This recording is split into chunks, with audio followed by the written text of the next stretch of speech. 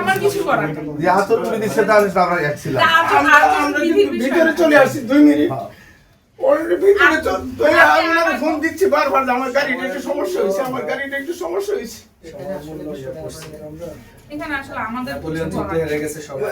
আমি ভিতরে চলে আসছি, নিজের সন্তানের মতো মনে করেন তাহলে আমি ভিতরে সরি আমি ভিতরে চলে আসছি, আমার একটু দয়া করেন। আমার এখন আমাদের যতবার বলবেন উত্তর একই হবে। এখন আপনি 100 বার বললেও যা উত্তর, একবার বললেও তা হবে। আমি আমার জিনিসপত্রগুলো নিয়ে এখন আমাকে রিটার্নিং অফিসারের কার্যালয়ে যেতে হবে।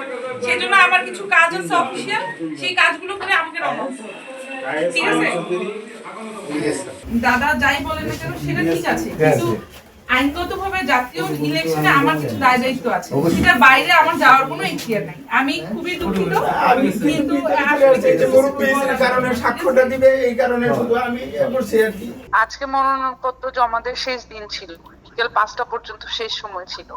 তো উনি 5টার মধ্যে পৌঁছাতে পারেন নাই।